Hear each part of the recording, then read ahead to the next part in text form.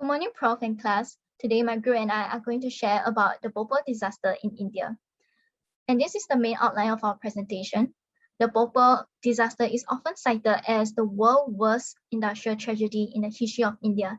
It has caused 3,787 deaths and further casualties involving gas-related diseases.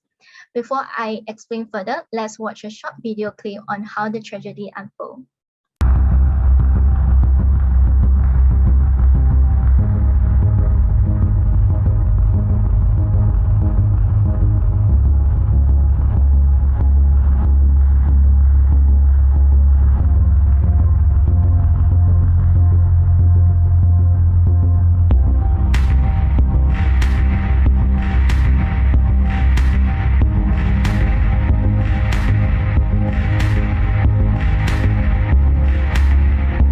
People in the affected areas are reporting serious breathlessness,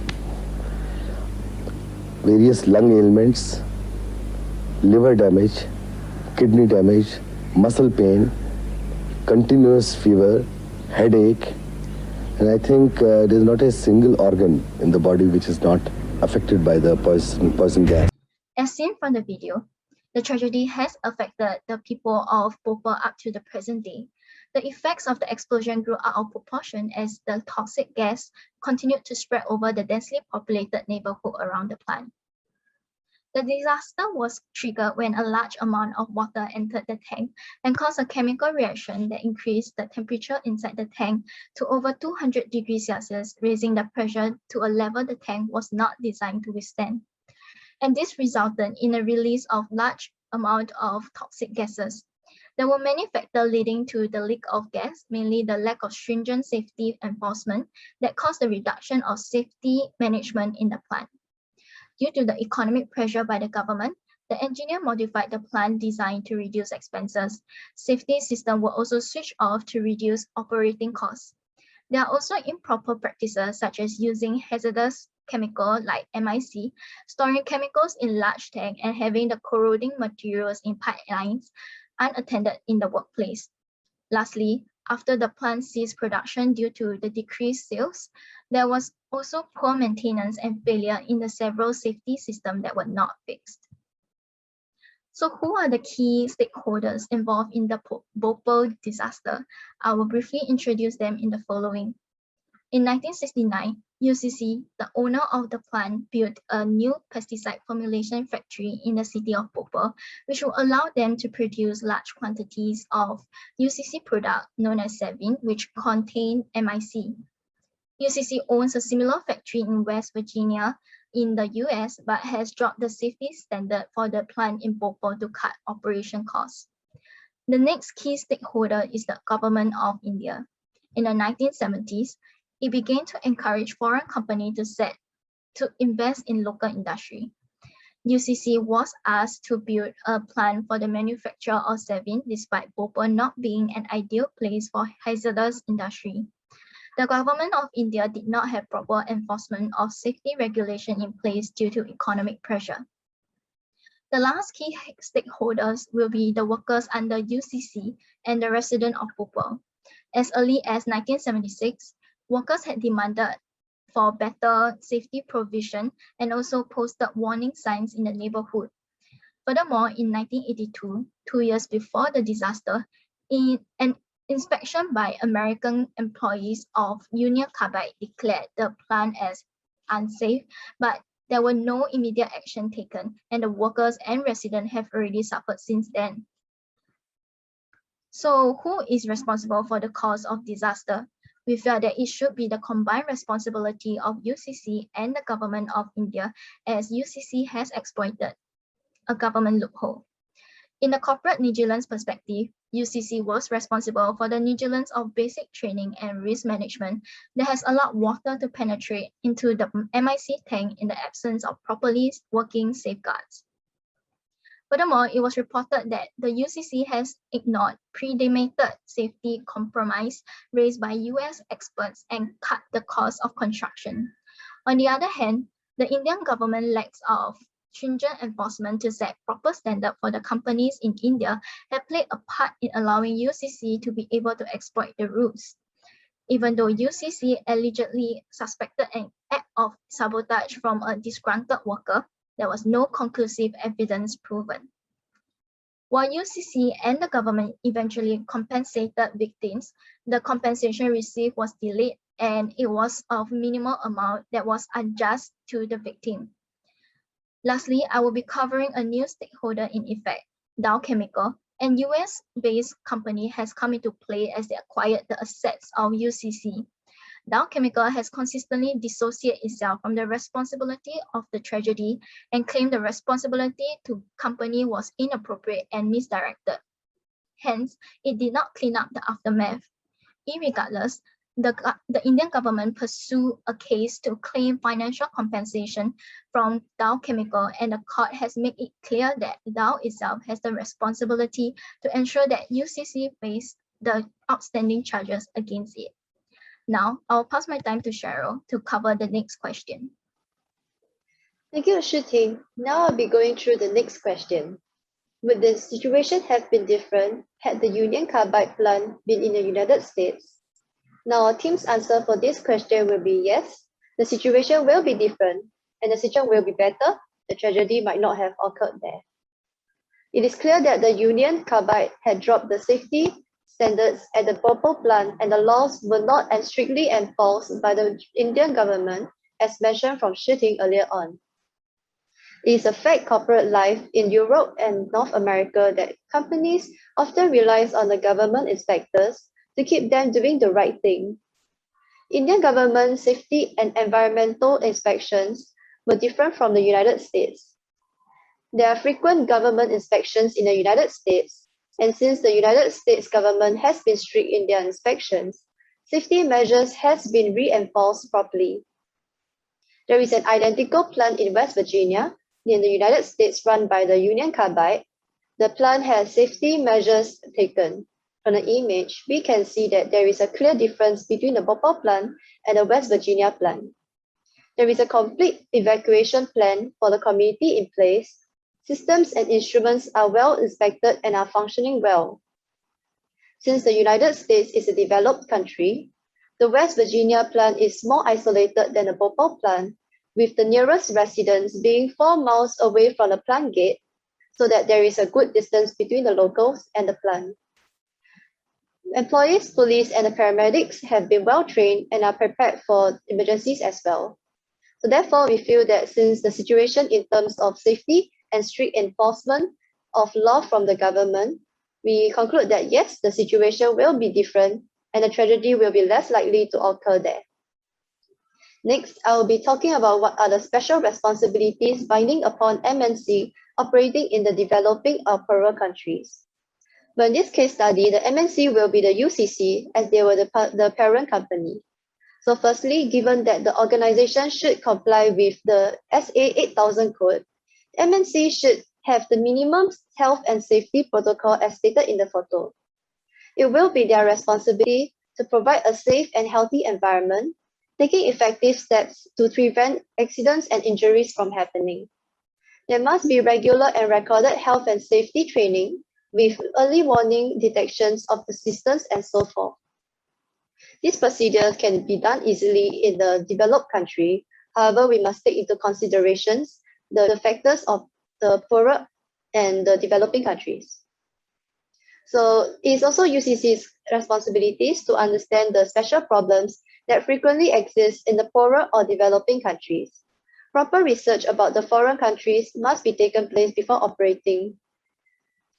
They will also have to recognize the different cultures have different strengths and weaknesses, in which, for this case, the foreign countries will be the India and the home countries will be the US. So for the factors, India has less resources, poorer environment, and lack of technologies, and so forth, while the US has high availabilities of resources and technology, better environment, and so forth. So according to the concepts and analytical tools for thinking about ethics and social responsibilities in the international business context, thinking across space, thinking across time, understanding the differences between the social, governmental, business, and political cultures at home and those overseas, This is important when MNC is operating in the developing or poorer countries where major economic, social, and political changes are destined to occur. MNC is also responsible to cooperate with the local government in developing and enforcing safety and measurements. So therefore, the government will also have a role to take part in the operating countries to ensure the safetyness. I will now hand over my time to Shuwen, where she will explain further. Thank you, Cheryl. Now we'll be answering the question of whether governments play a role in operating countries to ensure safety. We believe that governments do actually play a role. In the case of Bhopal, the reason why the deteriorating plant was still able to operate was due to the lacking industrial and environmental laws, and they were not strictly enforced by the Indian government. Furthermore, governments can also control the location of the industrial plants. Due to the plant being located in a densely populated area in Bhopal, the number of casualties was higher than it had to be if it was located in a more remote location. Governments can ensure that companies and MNCs have catastrophic plans put in place in case of an emergency. This will ensure that there is a proper procedure to follow and they will not be caught off guard in the event of an emergency. Governments should have proper healthcare and socio-economic rehabilitation in the country so that they will be more equipped to handle the consequences that result from the disaster. Another question that I'll be covering is what can be done to prevent Bhopal or mini Bhopals from happening elsewhere again. In order to prevent such disasters from happening, regular spot checks can be done to ensure that machinery and equipment are well maintained.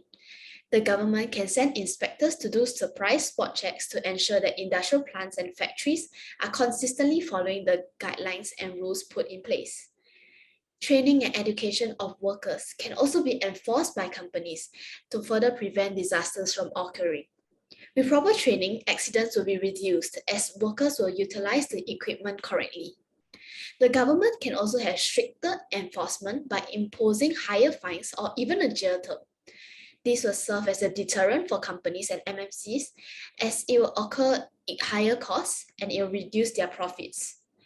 The government should also have stricter environmental and safety regulation. However, this has to work hand in hand with the enforcement as there will be no point in having rules that are not being followed. Now we'll be moving on to ethical theories and how they are applicable in the context of Bhopal disaster. We'll be going through the neoclassical theory, the utilitarian theory, and Kantian theory. The neoclassical model of corporate social responsibility incorporates legal constraints, prohibitions against fraud and coercion, as well as moral constraints. This theory is capable of offering significant protection of the natural environment. However, it needs to be integrated with the moral minimum to become a business's social responsibility. The moral minimum is the obligation to engage in business without inflicting injury on others, and there's also a legal obligation to obey all environmental laws. Corporations also have an obligation to not harm the environment according to this model. They should not pollute the environment, and if they do, it is their responsibility to clean up the mess that they have created. In the event where businesses fail in their responsibility, government regulation has a legitimate role in correcting market failures. Now we'll be relating the neoclassical model of corporate social responsibility to the Bhopal disaster. So UCC did not follow the neoclassical model as shown by their failure to obey all environmental laws, which eventually resulted in the disaster. According to the neoclassical model, UCC has a responsibility to clean up the mess that they had caused. Hence, Dow Chemical Company should have taken over this responsibility when they bought UCC. So now I'll be passing the time to Yuhan, who will discuss the utilitarian theory and the Kantian theory. Thank you, Shuwen. Next up, I'll be presenting about utilitarian theory and Kantian theory and how they are applicable in the context of the Bhopal disaster. According to the utilitarian theory, an act is good if it produces good results and it is bad when it produces bad results. We can say an act is good, we are looking at the greatest happiness of the greatest number. When inspecting the positive consequences of compromising safety standards of the plant, UCC would be able to cut costs, spend on maintenance and enforcing proper safety regulations to maximize profits, benefiting shareholders and stakeholders in the short term. However, looking at the long-term negative consequences of doing so, we need to account for negative consequences affecting shareholders of UCC, workers at the Bhopal plant, as well as communities living near the Bhopal plant, according to the principle of the greatest happiness of the greatest number. When UCC cut costs by compromising safety standards, they increase the risk of workplace injury, pose potential hazards to the community, and hence incurred potential economic losses for compensation to any victims. Even as of now, the effects of the disaster are still prevalent after 3 whole decades. For the Bhopal disaster, UCC had to pay large amounts of compensation and caused serious injuries and mortality rates in the community. When the government did not strictly enforce safety regulations, they encouraged economic growth, with the sector providing a large amount of employment to citizens. However, they neglected welfare of citizens and workers and encouraged rapid industrialization, causing environmental degradation and hence increased public health risks. It may be argued that UCC and the government did not expect the harmful and hazardous effects of not operating safely, but past accidents of workers at the plant and inspection results show otherwise, as mentioned by Shi Ting. With UCC being aware about the harmful long-term effects of not adhering to safety regulations, it is clearly unethical that they continued to compromise safety standards. Similarly, it was unethical for the government to ignore the violation of safety regulations by UCC. Thus, we can say that UCC and Indian government's contribution to the disaster was greatly unethical, with the pain of the citizens and workers greatly outweighing the potential economic growth and profit that came with the compromise of safety. Next, we will be moving on to Kantian theory. According to Kant, one must act from a moral duty instead of acting based on his inclinations or interests. The following moral rules are called categorical imperatives and apply as necessary rules without admitting exceptions. The first rule is the principle of universality. Act only according to the maxim by which you can at the same time will that it should become a universal law. The second rule is the principle of humanity. Act so that you treat humanity, whether in your own person or in that of another, always as an end and never as a means only. Regarding the Bhopal disaster, the main factor which triggered the whole incident was the negligence and lack of safety enforcement by UCC. Hence, a relevant maxim for the right course of action would be, corporations must do their due diligence in ensuring the safety standards and maintenance of their facilities. Therefore, by applying the first principle of universality, the above maxim can be universalized. If this maxim were to be applied universally, it will stem out of moral duty to protect the welfare of workers and communities, and workplaces will have much higher safety standards, reducing the risk of incidents happening. Additionally, applying the second principle of humanity, if corporations do their due diligence in ensuring the safety standards and maintenance of their facilities, they will be treating their workers and residents who live nearby their facility as an end and not a means. However, critics of Kantian ethics would argue that the application of Kant's principle would disadvantage the first mover who decides to differ from other corporations in the developing country by enforcing safety regulations strictly. Prioritizing safety in production may result in economic costs for the corporation. However, these two arguments will not deter corporations from conducting ethical business if all corporations follow Kantian ethics and act out of their moral duty. Therefore, as UCC failed to follow the relevant maxim, we can conclude that their actions were unethical based on Kantian theory. Now I'll be passing on the time to Yunju, who will discuss the responsibilities of MNC abroad. Next, I'll be answering the question, should there be limits on the multinational companies' responsibilities abroad? Before discussing the question, let us address the key words. So what are MNCs? In the context of this question, it is the parent companies which owns products or services in at least one other than its home country to reap the benefits.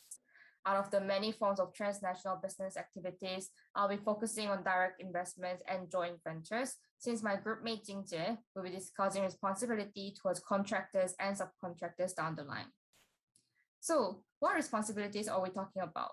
It is mainly the level of accountability for problems caused by subsidiaries overseas.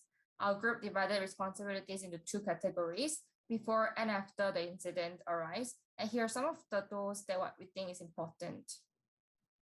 The question also has a geographical constraint because further distance, it is more difficult to exert power and track the subsidiaries.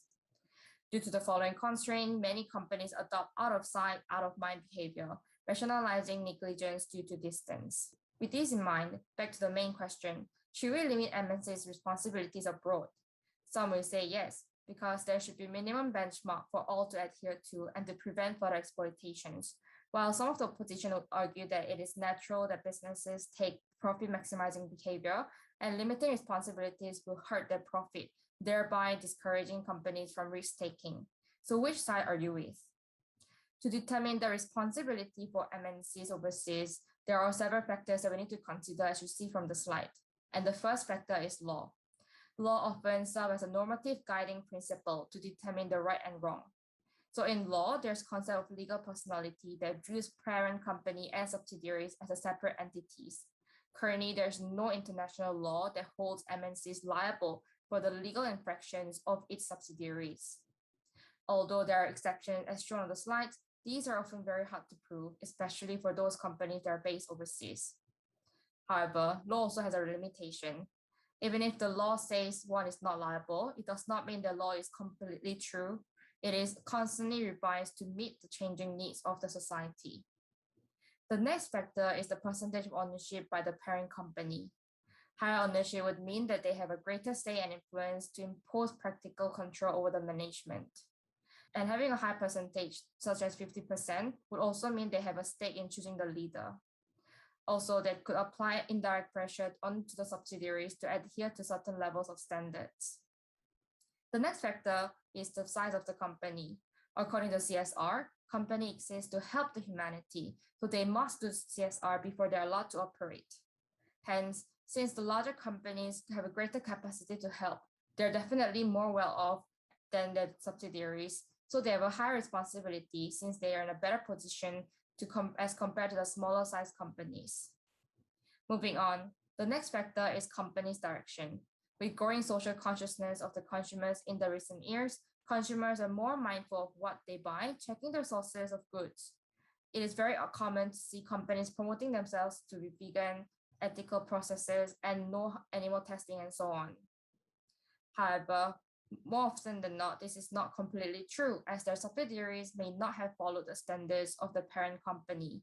Thus, the consumers are deceived into making decisions that are based on positive perceived image of a company, which holds MNCs to be more responsible for the subsidiaries to meet the consumer's trust. Some examples would be Unilever and Nestle, who are mired in scandals due to the misconduct of their subsidiaries.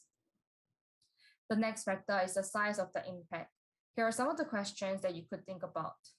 This is closely related to what Cheryl mentioned earlier. Situations in DCs and LDCs are different. So following the Rosian 2B, the company has special responsibility in LDC to ensure the greatest benefit of the least advantaged. So back to the main question, should we limit MNC's responsibilities abroad? We should limit to a certain extent by taking the factors into consideration to determine the degree of liability. Also, there has been continuously discussed and enacted to at least meet the minimum ethical expectation of the society, since the current legal liabilities are very hard to prove. With lack of supreme government that can enforce the laws, mutual cooperation from the state government to come up with agreements and treaties are required to increase the accountability. Now, I'll pass my time to Jingjie. Next, I will touch on the responsibility of company on contractors and subcontractors. So the question is, how much responsibility should a company have for contractors and subcontractors down the line? Before that, let us set some parameters to understand the questions better. As mentioned in question 3, we will take responsibility as a general term encompassing ethical, legal, economic, and CSR, and includes actions pre and post-incident. Also, there's no specification to contractors within or outside the country. Both cases are valid. Next, contractors are defined as separate legal entities that sign a contract to perform part or all of the obligation of another's contract. As such, companies should not be held 100% responsible for contractors and subcontractors down the line. Having said so, the company still has a part to play in ensuring its contractors and subcontractors comply with the codes of conduct. These codes can be industry-wide, nationwide, as well as transnational. One good example will be the SA 8000. Zooming into section 9.10 of SA 8000, we can see that a company has to conduct due diligence on its contractors and subcontractors down the line. Doing due diligence means several things over here.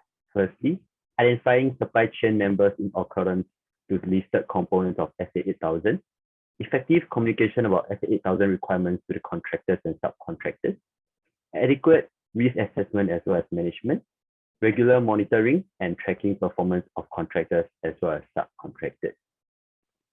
Therefore, we can see that companies are neither held 100% entirely responsible, or neither are they held 0% not responsible over the contractors and subcontractors at all.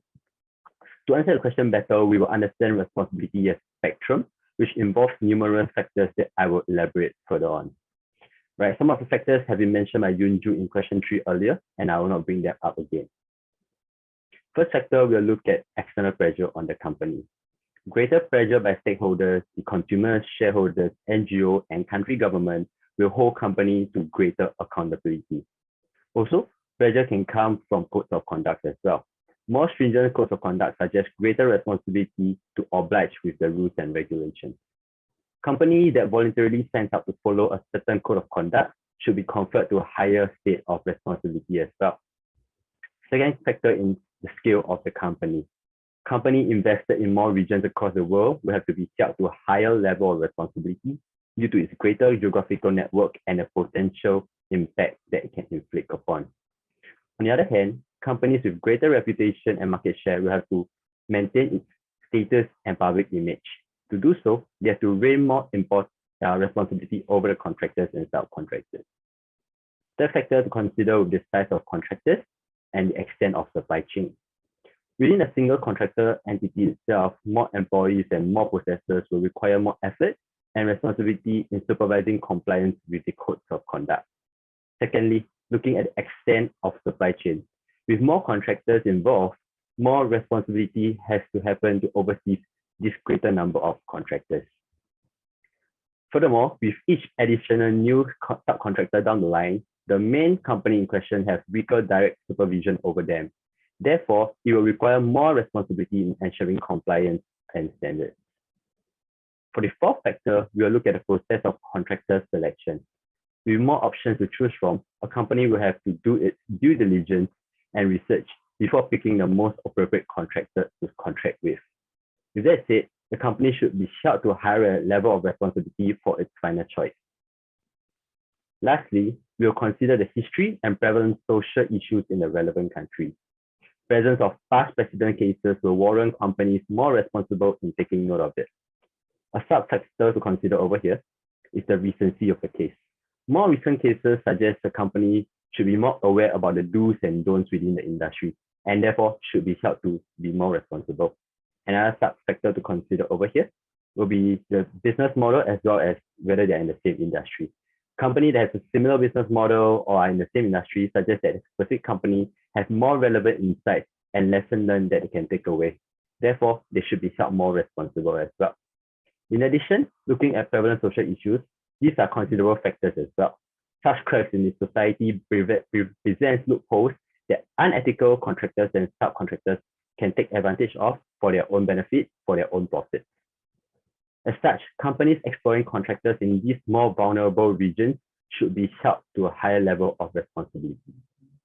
In conclusion, a company should neither be held 0% or 100% responsible for its contractors and subcontractors down the line. Instead, to answer the question, companies should be held responsible to a certain extent, and that depends on the relevant factors that has been raised earlier. More salient factors to answer this question will include the size and reputation of a company, the size of impact and consequences, as well as external pressure. With that, we have come to the end of our presentation. Thank you for your time.